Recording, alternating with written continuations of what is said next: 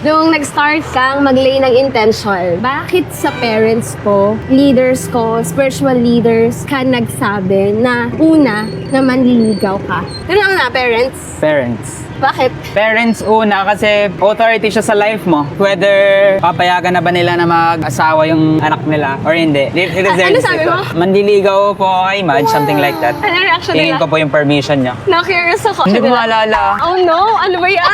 Ko natanda. Ano mo kay na mami? Sino kasama niya? Silang dalawa lang? Ay parang buong nasasakyan kami. Ah, talaga? Kasi na-hospital ata si Lula eh. Ay, oo. So parang doon na lang. Sobrang siksik yung oras nila. Tapos yun yung tempo na wala ka. Since sila yung authority ng life mo, they have the right to know and decide for you. So first level, under ka pa ng authority nila eh. On your part, anong tingin mo benefits sa boys na alam ng parents? Kasi 'di ba, I believe hindi lang siya strict rules kasi na dapat nagpapaalam sa parents. Pag di ka nagpaalam, suwail ka na. I believe may benefits siya sa nanliligaw. Siyempre, ikaw sasagot nun. Hindi ko alam. Plus point. Siguro plus points. Kauna-unahan. The very basic. Totoo, nakaka-turn on. Parang May backer. Plus point. Points yun sa family. If ever boto pa sila sa'yo, di ba, mabibigyan ka pa ng tips. You can take it as confirmation. Kasi di ba, if you're praying, na Lord, will mo ba to? Sige, Lord, isang sign pag gumawa yung parents. Iba iba pag hindi na agad support yung parents, parang hirap. Kasi ang alam ko, si Lord, nagbigay siya ng instinct sa magulang, Christian or hindi, when it comes sa kanilang anak. Kahit parang- pa sabihin na I'm so spiritual, tapos naisip ko at this part, hindi sila spiritual sa part na to, masyado silang practical dito. Pero wisdom pa rin pala talaga galing kay Lord. Yeah, I believe that's a gift from God kahit hindi Christian yung parents. Kumbaga part ng anointing ng pagkakakol bilang mga magulang. Yeah. Calling kasi ang pagiging magulang eh. Oo. Kuya, padaan. Thank you. Somehow, you can take it as a confirmation or baka wait na lang muna. Or may kailangan ka maayos. Mag-wait pa or baka may kailangan Or ka pang ligawan din ayusin. sila. So, pwede mo talaga siyang i-consider spiritual. Kahit hindi naman Christian yung parents, spiritual pa din. Like, ayaw niyo sa Christian. Paano yun? Basta, meron yan. At saka syempre kung serious ka, kabunda tong marriage eh. Ngayon, all throughout ng ligawan season, di ba? Pupunta ka lagi doon sa bahay That's nila. right. Maging mag-boyfriend kayo. Nakakausap mo talaga lagi yung parents niya, family niya. Tapos imagine mo kung naging kayo nang walang kaalam-alam yung magulang.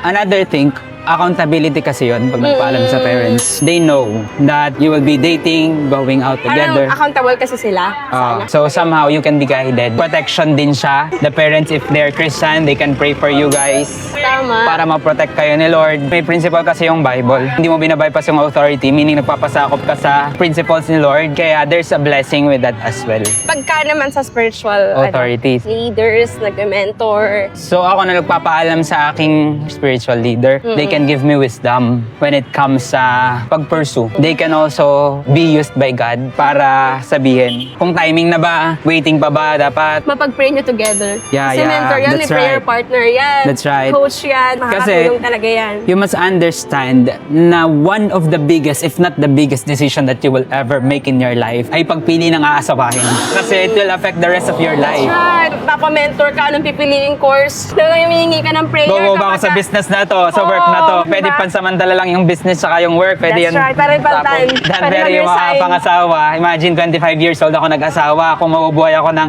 75, 50 years ng buhay ko, makakasama ko yung mga pangasawa ko.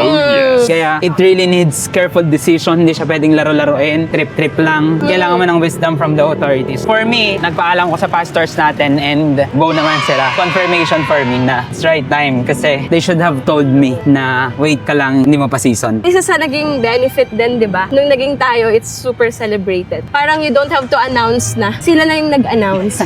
I believe na encourage ka din nila nung, uy, nabasted. Nakatulong din. Nakatulong. Yun ang They main benefit. pinush nila ako. Nakatulong yung spiritual family. And spiritual friends. Kasi nga, hindi tago, hindi Yeah. lihim, ang happening. Hindi naman siya kailangan maging public, Oo. pero hindi rin siya pwede maging secret. At least to the accountable Yeah, people. magkaiba kasi yung secret at private. Pag secret yan, red flag yan, takbo ka na.